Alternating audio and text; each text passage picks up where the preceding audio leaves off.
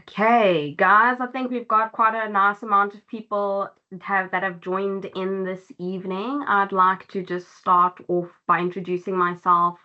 I'm Nicole Heinzer and I work with Dizon and Associates, Australian immigration law firm and recruitment company. I'd like to say thank you guys for all joining this evening.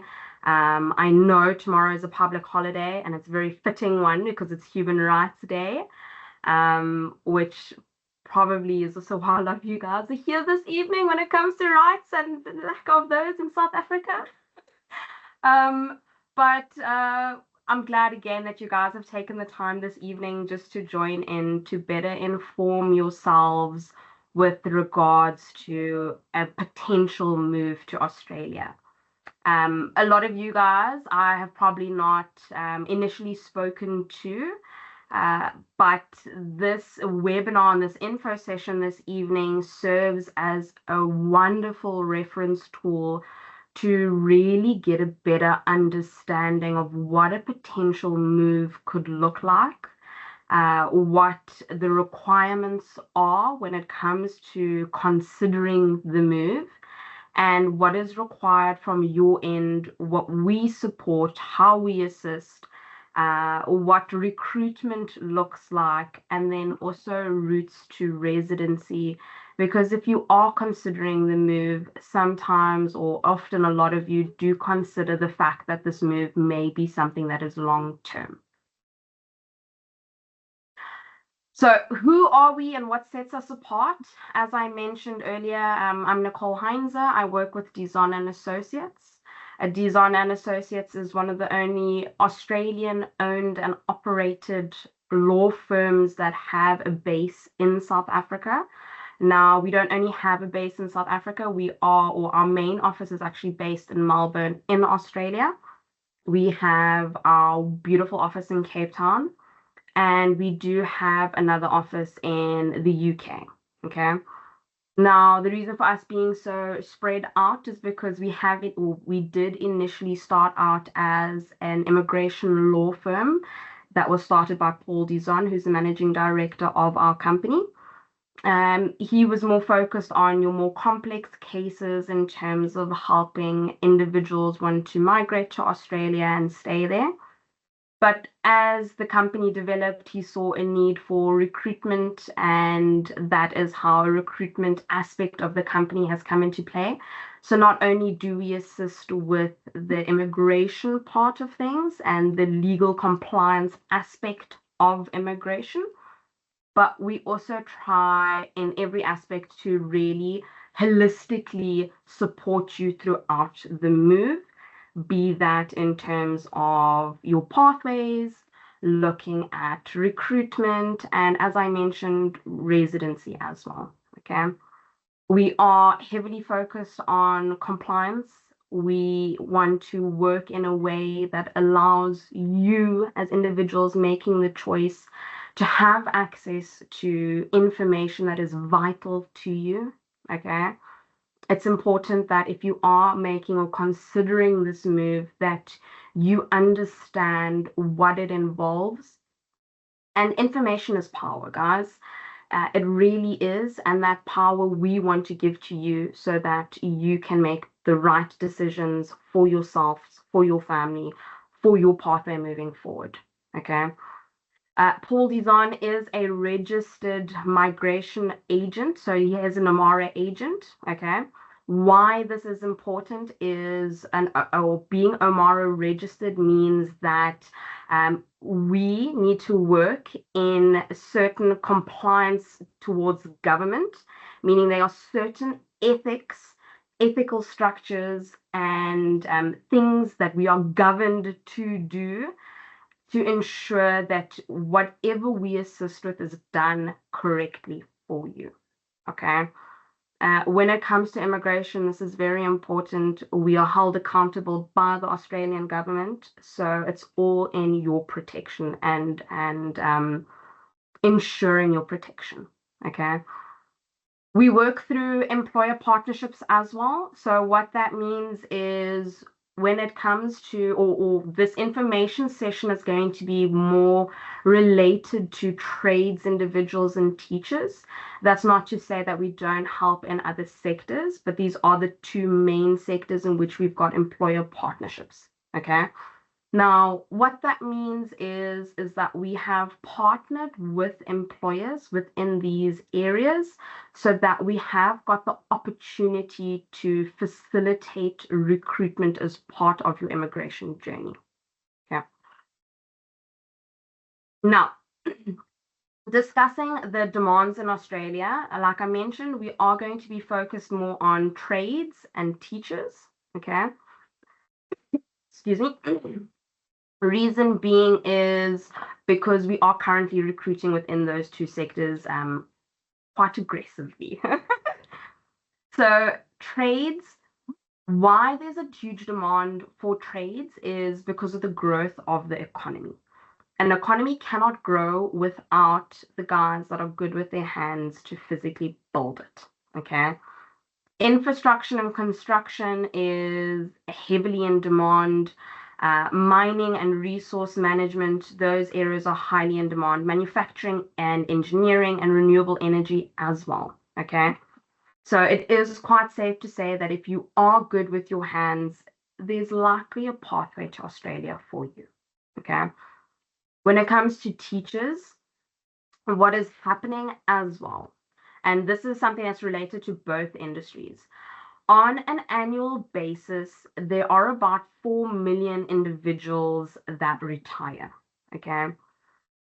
That being said, and the level or the amount of individuals that qualify for certain positions on an annual basis doesn't meet the gap, or it creates a gap in terms of the projected need for an individual and a skill and what is actually coming out of schools, universities, trade facilities in Australia.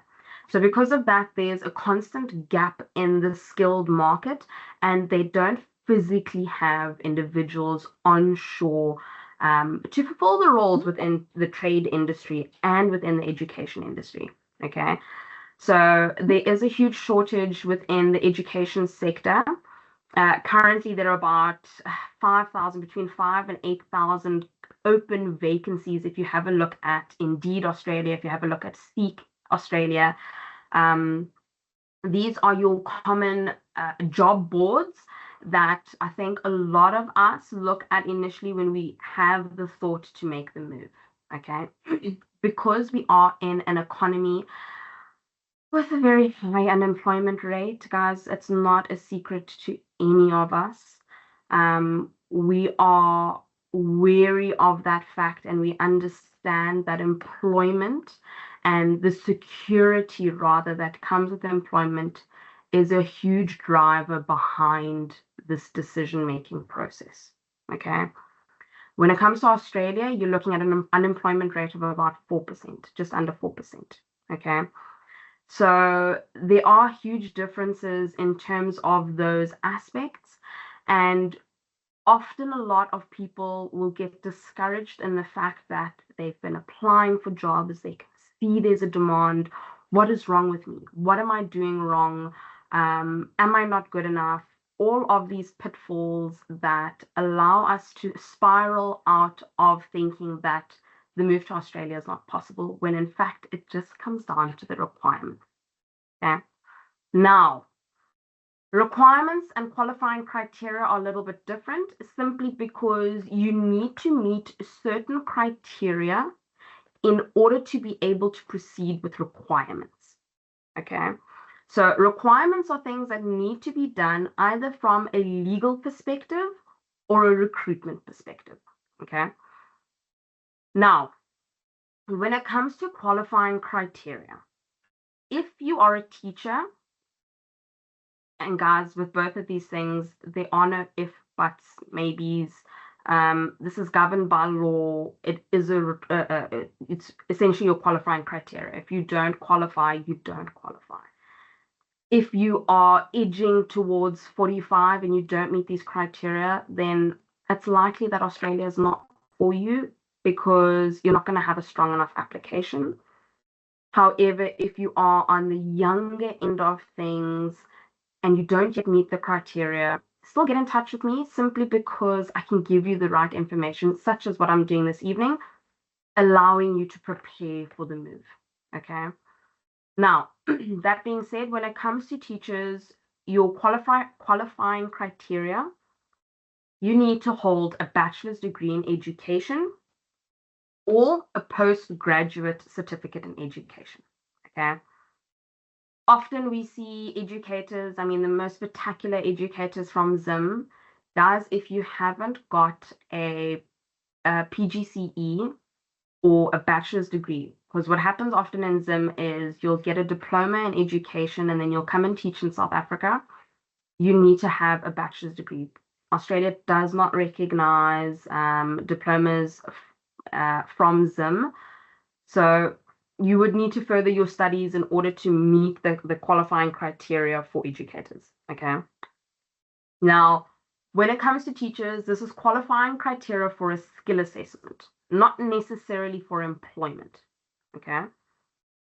You need to meet those requirements in terms of your qualifications. And if you are looking at getting into the job market, you need to have 1 year of work experience relevant to the age group in which you have qualified. So if you're a foundation phase teacher, you need to have a post-qualification year of work experience. So after you've qualified in foundation phase. If you are intermediate, you need to have that same year of intermediate work experience post-qualification, and the same with a senior FET. Okay. As part of the qualifying process, in terms of you having studied, you need to have done a minimum of 45 days practical teaching experience, which generally in South Africa is something that's a tick off because you guys do practical experience on a yearly basis. So that's fantastic. Now, having met those qualification or the criteria in terms of the qualification and the supervised teaching, this will allow you to do the skill assessment. And as part of the skill assessment, you would need to do an IELTS academic language proficiency test. Now, we request that you guys have the skill assessment because that is what our recruitment partner needs. Okay. I'll touch on that a little bit later when it comes to recruitment and just explaining. Like I said, this is not a requirement to work in Australia, but it's a requirement of our specific partner, and we recruit for 400 or roughly 400 schools. Okay. When it comes to trades, it is a little bit different to teachers. Okay. In order for a trades individual to go across to Australia, the skill assessment, I'd like to say 95% of cases is a government requirement of a working visa. So there's no bypassing it. You need to be able to showcase because a working visa is still a skilled working visa. And the only way to show to the government that you are recognized within your skill is by getting this third-party certification, which is your skill assessment in any trade or any profession, rather, to verify that you meet the requirements and can, or you verify the skill you claim you have. So this third party in whatever profession you're in, this can be in any kind of profession, whether you're a doctor, an engineer, a teacher, trade, a dog walker, a dog trainer, a swim instructor. Guys, there's a huge demand for pretty much majority of professions in Australia. Okay. If you can go through this third party to get the proof to substantiate and prove that the skill you claim to hold meets Australia's standards, then you are one step closer. Okay. When it comes to trades, guys, there are two different types of trades. You've got a licensed trade. This is your electrician, your plumbers, your air conditioning mechanics. Okay. If you are trade tested, you need 4 years of work experience. Now, it doesn't matter when those 4 years were. If you were trade tested yesterday, as long as you've got the years of work experience that are required, you qualify to get your skills assessed. Okay. For unlicensed trades, that is anyone else. So if you're not an electrician, if you're not a plumber, if you're not an air conditioning mechanic, you're a fitter, you're a CNC machinist, you are a diesel mechanic, a motor mechanic, a panel beater, anyone else, you're an unlicensed trade. Okay. Licensed trades need to have specific formal licenses even when they get into Australia to allow them to work unsupervised, whereas with unlicensed trades, it's a little bit different. Okay. Anyway, licensed trades, 4 years of work experience. If you're trade tested, if you are not trade tested, so you're semi-skilled, you don't have a trade certificate, you don't have a Masita certificate, you don't have a red seal, doesn't matter. If you've got 5 years of work experience, we can prove it, we can document it, we can show it, you can get your skills assessed. Okay. Unlicensed, 3 years of work experience with the trade test, Masita, red seal, a trade certificate from Zim, another country, then you need 3 years of work experience. If you are semi-skilled, you don't have a formal qualification, we need 4 years. Okay. Now, the most important thing that people need to be aware of are cost implications. Okay. There is no secret recipe to immigrating, guys. Please, please, you cannot buy a job, you cannot pay for a job, you cannot dabble for a job. I don't know what else is there. There's not a secret recipe. Okay. There are cost implications that you need to be aware of in order to prepare yourself and seriously consider if this is something that is financially feasible for you. If it is something, if the pros and cons, if you weigh them together, the standard of lifestyle in Australia compared to South Africa, it is worth this. Okay. There are cost implications, but these cost implications are an investment, and it's an investment that will pay off probably better than Bitcoin, than XRP, than whatever crypto whose ever cousin is telling you about. Does, yeah, okay. Now, these are third-party cost implications, okay, and these are the cost implications for the skill assessments. When we facilitate the application, our immigration team has got a cost for that, okay? And it's just under 26,000 Rand. Okay. Now, the reason why we facilitate this skill assessment process is for a couple of factors, okay? The most important of these factors is that your skill assessment is not just a vital tool for you to get into recruitment. It is a vital tool that can be used to apply for permanent residency if you qualify. Okay.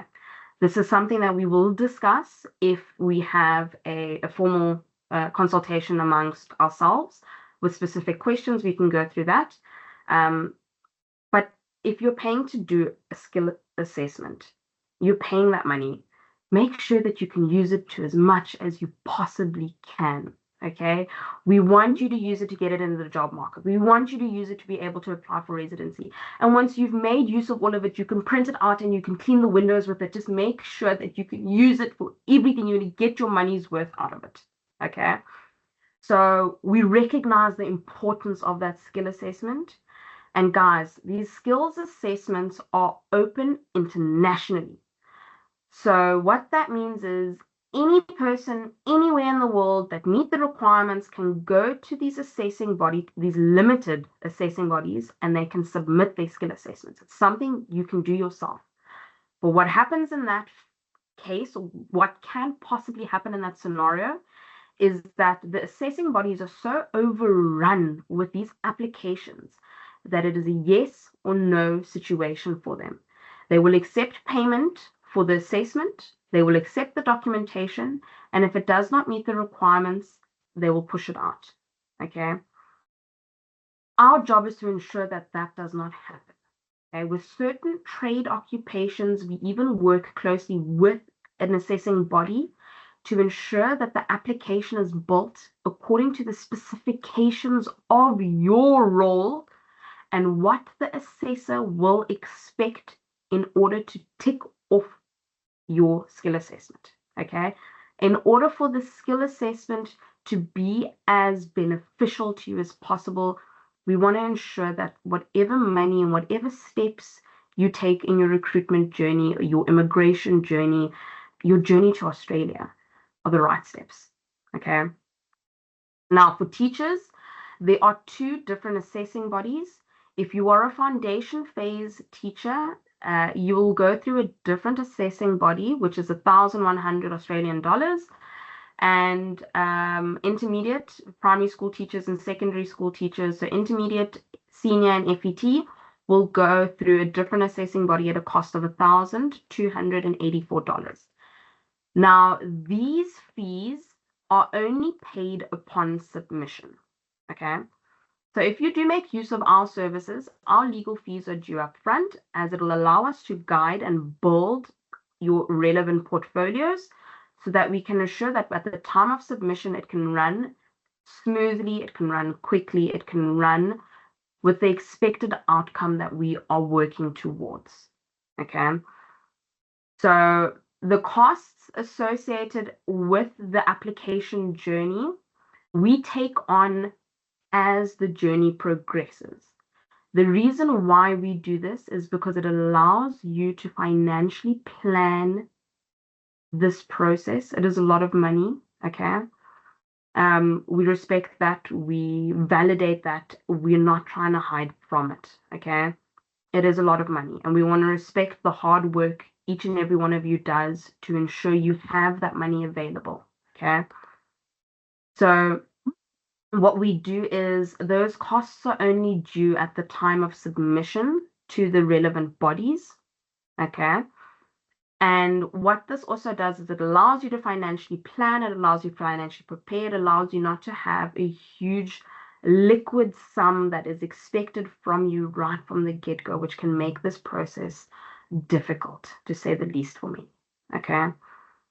Now, another reason why we do this in terms of paying these costs as they arise is it allows transparency throughout the application. And if that wasn't clear from the beginning, we like to do things very ethically, very transparent. We like to do things right, okay? So as we move through the application, you'll be aware of what is happening, what is required, when things are due, how they are due. We do not push, pull, drag, force you through any kind of application, okay?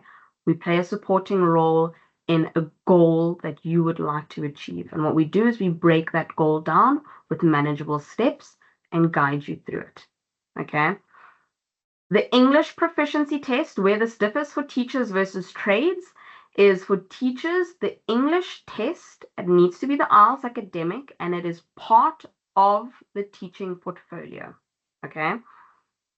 For trades, the English test, it can be the Pearson's test, so the PTE, which is a cheaper and an easier test, and that can be done once you have done your assessments, okay? Trades, guys. A lot of numbers there. It's not relevant to all of you.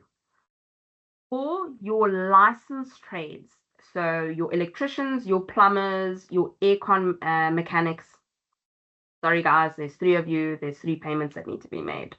I know. But what these 3 payments are doing is it's essentially pre-licensing you so that once you get into the job market, you are able to work under supervision so that you can get your full license, okay?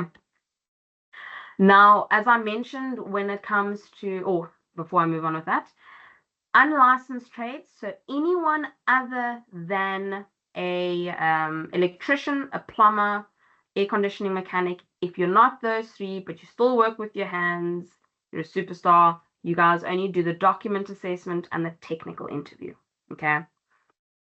Teachers, your teaching portfolio is essentially a document-based portfolio.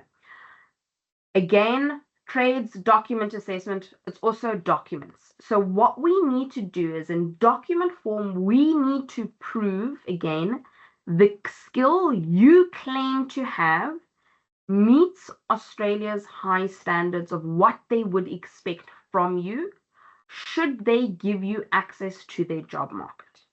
Okay. Teachers, because you go through the university, because there is a standardized process, which is often internationally recognized, you would have had to proceed through that practical work and testing and all of that to get your documentation. So teaching assessment only needs that one portfolio. Whereas with trades, they want you to do a technical interview as well. Okay. Now, they will only sign off and allow you to do the technical interview once they have assessed the document aspect of everything. They sign it off and they say, guys, Shanana, you're good to go. We want to hear what you have to say. Okay. Now, that technical interview, if you are not close to a recognized testing facility in South Africa, it can be done online. And at that point, or a recognized testing facility within your area, let's say it like that rather, it can be done online. And what will happen is a technical professional, I have a lovely mosquito saying hi here as well, a technical professional within your area of expertise will set up an interview with you and they will ask you questions that you will need to know if you're working hands-on. Okay. So electrician, they'll ask, what color does this wire? Guys, I'm not an electrician, so please don't. The light must just go on and off. That's all I need to know. They will ask you the wires, what grounds, what earths, or no, that's the same thing. Oh gosh, you see. They will ask you technical questions. That definitely won't be me. Otherwise, you guys will probably all fail or all pass. I don't know which one is better or worse. But yeah. Professional within your area will question you on the technical side of things. And if you're working hands-on, I've yet to see a South African, I've yet to see a trades guy that does work hands-on fail that. Okay. It's not to worry, it's just a formal process. Now, your plumbers, electricians, and your air conditioning mechanics, you guys have that wonderful third assessment where you would need to travel to the recognized testing facility that is closest to you to go and do a practical assessment. Now, once again, they will sign off on the technical interview before they allow you to do the practical assessment. And once you are allowed to do the practical assessment, they will put you in this testing facility and they will ask you to complete a task. Okay, they will want to see that you don't electrify yourself, you don't drown the entire building, you don't heat up something that's supposed to be cold, stuff like that. Okay. Now, let's touch on recruitment. Okay. As I mentioned, for teachers, the skill assessment is not a legal or it's not a legal requirement of the work visa, but the partner that we have and the schools that we recruit for require it. Now, the reason for that is because although it's not a requirement for the visa itself, it is a requirement for your licensing process. Okay. The schools want to mitigate the risk, so they want to reduce the risk that if they have an interview with you and they love you and you are, oh my gosh, you're the best teacher, because come on, you guys are, it makes my heart sad because I've got little girls and they need to school next year and I'm sending all the nice teachers away, but I get it. They want to make sure that if they love you guys as much as we really do here, if they love you guys, then they are able to get started with the working visa, feeling confident that you can take the job offer that they provide you and your skill assessment, and you can go and get your professional license. Now, professional licensing for teachers is not the same as South Africa, where we've got SACE. So SACE is our national recognition for educators. Australia doesn't have a national recognition. They have got recognition per state. So that is why the job market is difficult for teachers. Okay. You cannot get into the job market if you don't have a teaching license. You can't get a teaching license if you don't have a job offer and you don't have an assessment. So it's a catch-22, and this is kind of things that people don't know that leads them to being discouraged about the job market when in fact there's such a huge demand for you guys. Okay.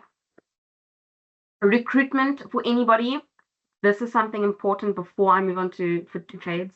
Guys, please, you don't pay for jobs. Okay. You shouldn't have to pay for jobs.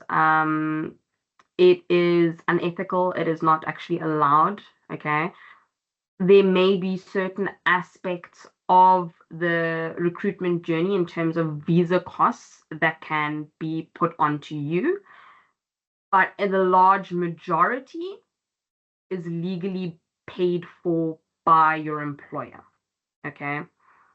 So and this is why also recruitment isn't something that is guaranteed. You cannot pay for a job in the hopes that you'll get a job, because the interview process unfolds the exact same way an interview would happen in South Africa. Just because you get an interview here doesn't mean that you necessarily get the job. It is an interview. It's an introduction to understand how you are, who you are, how you answer things, what questions you have, the understanding of the environment you're about to enter into. Okay. So we take recruitment very seriously because we want to, like I mentioned, always do what we can in order to facilitate and support you throughout the application. But with that being said, there is a large part of that falls onto you. Okay. Don't think that because you've done the skill assessment, it's good to go. It's gold. You're in the safe seat. You want to prepare yourself as much as possible when it comes to recruitment. Okay. Now, how recruitment looks for teachers is, and another reason as to why we also facilitate the process of getting your skills assessed, is because it allows us to track your application for this very purpose in terms of recruitment. Okay. Once we've got the outcome of your skill assessments, we can then go full steam ahead. Kyle, who heads up our recruitment, who's helping me this evening with everything, he gets so excited, frothing in the mouth. Yes, he can start doing recruitment for you guys as soon as he gets those skills assessments and he gets to bother everybody in Australia. I know my guys are going to chuckle about that. But that's essentially what we want to do. We work internally to ensure that there's smooth transitions throughout the phases and throughout what is important for you in terms of your immigration journey. So teachers, once we've got that skill assessment done, Carl will be in contact with you, even trades, Carl will be in contact with you. The recruitment team now steps in. So teachers, what will happen is you'll be requested to do a digital introduction of yourself, which is used to send out to schools within areas that you would like to teach in. Okay. Australia's big, guys. It's big. It's not like, I mean, we think South Africa's big, but Australia's big. So you're not going to be able to have this approach of, guys, I'll go anywhere. You need to be informed. Okay. Like I say, information is power. The more power you have, the more information you have, the better of a candidate you are. You're paying a lot of money to undergo this process. You would be doing a disservice to yourself by going through this process with your eyes closed and blindly guided. We do what we can to inform you, and we expect that you inform yourselves as well. Okay? When it comes to recruitment, employers will pay anywhere $25,000 to $30,000 per applicant in terms of legal fees, in terms of recruitment fees, in terms of just paperwork to bring you across. So the amount that you've spent in terms of getting to the recruitment stage is still quite minimal in terms of what they need to proceed with in order to bring you across. So take the application serious, be respectful of what you've invested, and be aware of what is required from you in terms of recruitment. Okay. look at areas that you'd like to work in, look at the surroundings, get an understanding if this is somewhere that your family, that you would be happy in. Having us, and I say this in the most respectful way because, look, I'm also South African. I know how difficult the job market is for every one of us. Okay. Do not go into this with the blinders of anywhere goes. Okay. Making a big move, there is a culture shock that happens. And if you're not culturally prepared for what you're going to encounter, it's never going to meet the expectations of what you've built in your mind, and you're not going to have a good time. Okay, no matter how good the money is, no matter how fluffy the koalas are, no matter how beautiful the coral reefs are, if you set a realistic expectation, and that's what we intend on doing every step of the way, it's not about selling you a dream, it's about selling you what is realistic, even if it's not what you want to hear. Sorry. Um, it's what you need to hear. Okay. Too many companies in South Africa will tell you they'll lasso the moon for you. They will ride you across to Australia on their unicorns. Guys, it's not realistic. We want you walking into this with your eyes wide open, knowing that we care enough to do that. Okay. Now, recruitment and what I was getting to in terms of being knowledgeable in terms of where you'd like to go is because there are opportunities everywhere. I mean, they really are. We've signed 2 huge contracts with 2 companies that I'll touch on in terms of trades just now, for you guys to have a better understanding. But culture is one aspect of recruitment that we cannot change. We can't expect you to fake. We can't have the employer fake. If you're aware of your circumstances, if you're aware of what the area is going to look at, if you're aware if that area meets the lifestyle that you are happy with in South Africa or the lifestyle you are working towards, then you make the transition so much easier for yourself. You will be more confident in recruitment because all things align to what you're working towards, if that makes sense. Okay. Trades and recruitment. Now, again, when we assist with getting the skill assessment done, we track the application to ensure that we can get the recruitment process started as quickly as possible. Okay. Why it differs here a little bit more with teachers is because teachers need to have it done. Recruitment happens very quickly at that point. There's a lot of government support, so things happen really quickly that side. Whereas for trades, it's a little bit more dragged out. And by the time that recruitment starts, a company is generally in such a tight spot that they want you there yesterday. Okay. So what we will do is if we see you are the right candidate for a specific job role we have in mind, we will warm you up with the company already. We'll see if we can do the interviews, facilitate as much of that as possible whilst undergoing the skill assessment. The skill assessment is not something we can get away from because it is a government requirement of the visa application. It needs to be submitted with the job offer, with your visa application, with everything for that working visa. Okay, the government wants to see it. Teachers, the government isn't worried about your skill assessment for the visa application. The school wants that for your license. Okay.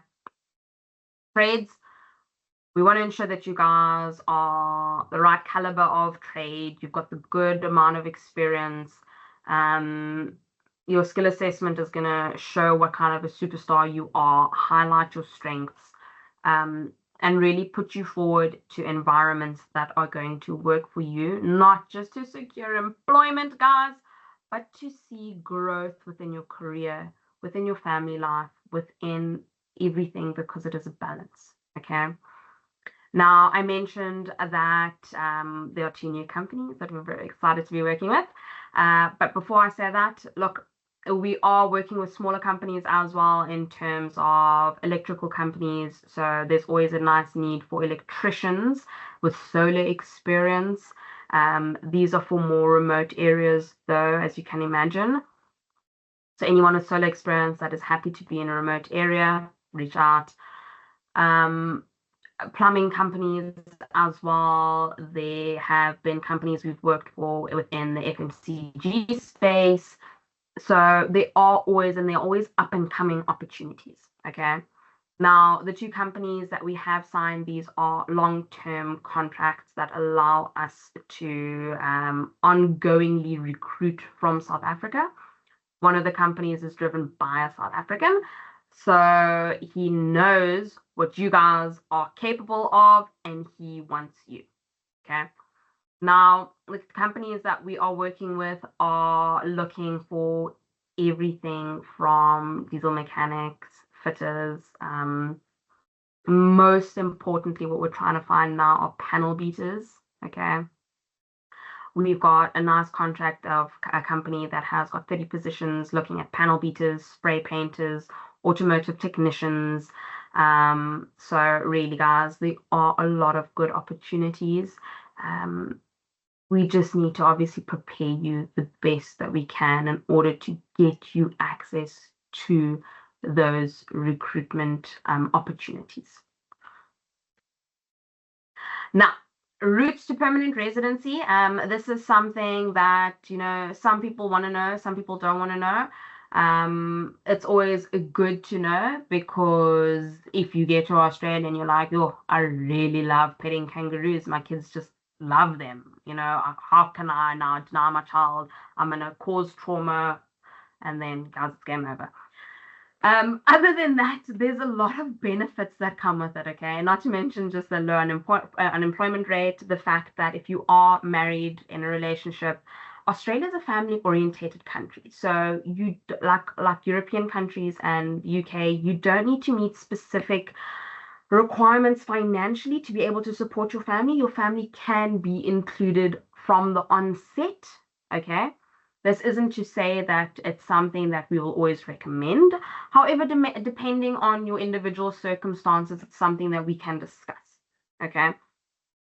If you are looking to go for work, just work, and then come back, by all means, your life, your choices, we will discuss and, play these open cards with you and respect whatever decision you'd like to make.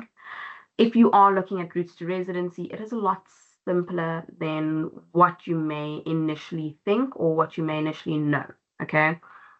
You do have, I'd say, about generally 3 different types of routes to residency. First, when it comes to working, okay, you can get an employer-sponsored visa for residency. Now, in that case, you would need to work for that employer for 2 years. And once those 2 years have passed, you would be eligible for your employer to sponsor you permanent residency. This is not to say that they will, that they have to, that they are legally obliged to, that they are nice people and they'll do it, but it does happen, okay? That is option number 1. Option number 2 is if you, and option number 1 needs to be sponsored by your employer. There's no way around it. They need to sponsor the application. If they don't sponsor it, that falls away. It's not going to happen, okay? It is very expensive for them to do so. And essentially what happens is they give you the keys to your freedom. So when you are there on a working visa, you are bound to the employer that has sponsored your visa. So you would need to continue to work for them. If for whatever reason you lose that employment, you would need to find a new employer relatively quickly, or you would need to leave the country, okay? Now, these are all what-if scenarios, and these are all scenarios that can be discussed in individual consultations, just to really give you a better understanding of these specific questions that you may have, okay? I want to give this information session as much information as I possibly can without it being as overwhelming as possible. Now, the second route to permanent residency is also through employer sponsored, but through a regional employer-sponsored visa. So you've got two different types of working visas. Your one working visa is a normal working visa. It's the general one that most employers will go for. But there's also a regional working visa. Now, the regional working visa is something we can advocate for if you are working through us, if the employer is open to it. Again, guys, a lot of these options are only options if and when they arise, if that makes sense. So I don't want to give anybody false hope or false pretenses that these are solid options. Again, comes down to individual circumstances, which can be better discussed in one-on-one consultations. Okay, just a disclaimer there. Your second option is a regional employer-sponsored visa, which allows you a direct route to permanent residency. So if you keep that employer-sponsored visa, that regional visa, you stay working in a regional area for 3 years. After 3 years, you have permanent residency. They roll out the red carpet and they say, woo, you did it. And then you guys can stay there, okay? It bypasses a lot of things, but that visa is also more expensive. And again, is only an option if the employer is willing to sponsor that, okay? Your third option for permanent residency application, and this is one that I'll generally recommend to individuals and families if they have always thought that Australia is a long-term goal of theirs, is to pursue general skilled migration. Okay, what general skilled migration is you are using your skill assessment, which you've previously done, you've paid for, it's there, it's done. You're using that and you're going to take it to government and you're going to say to government, look here, I have a skill that you need. My skill is in so much so demand that I've been able to secure employment. I am onshore. I would like to apply for residency. Okay. You use that, and once government has approved of the process that needs to follow through that application, you can apply for permanent residency based on if you have enough points for that process. Okay. Again, we can discuss it individually, but that is a stronger pathway because you don't depend on anyone other than yourself and your skills, your hard work, which is something that you can look into. It also becomes a lot more financially feasible being onshore, earning Australian dollars. I mean, if not, why not if it's something that is a goal of yours, okay? There are also states that have attractive options for specific individuals supported by government through Dharma, which bypass certain requirements. So there are certain labor agreements in place that allow for support for specific skills to be able to stay on if they don't meet certain requirements. Again, those are specific circumstances that we can discuss if and when it does get to that point. Okay. Guys, I would like to thank everybody so much for joining in on our webinar this evening. You will see my contact details at the bottom of the screen. If you'd like to get into contact with me early next week, first of all, everybody needs to enjoy their Human Rights Day, okay? Every day should be Human Rights Day in South Africa, given what we go through. But yeah, irrespective of that, enjoy your public holiday. Stay safe over the weekend, the most important thing. And know that early next week, our team will send out just a thank you email for joining the webinar. In that email, there will be a link to my calendar, which would allow you to directly book a consultation with me if you found this information session so informative that you'd like to prepare or get started with the application. Know that our consultations, our initial consultation is free of charge because we do want to ensure that there is a pathway for you. There is scope for us to support the application, okay? Like I said right from the beginning, information is power. We give that power to you. And once we can move forward with that, we do so making sure that we are both on the same page. We are, or, you know, both, if it's us, if you've got a family, 3 of us, 4 of us, 5 of us, 6 of us, 7, 8, 9, 10, however, we don't discriminate. You guys can have as many kids as you like, as long as you can afford to take them with.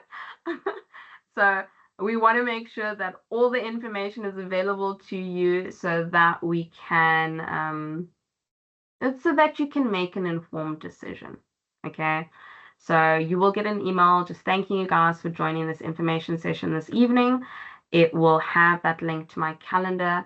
Please make use of that time. If you do book a consultation with me, send me your CV, your qualifications so that I can be prepared before we meet, and have some specific questions so that you really do get the value and insight that is important to you. There are no dumb questions. It's a big move. It's important for you to know what you need to know in order for you to make an informed decision. Okay, guys, have an absolute wonderful evening. Thank you so much for joining, and I really do look forward to assisting each and every one of you in any capacity that is of any kind of assistance to you guys. Okay, bye bye.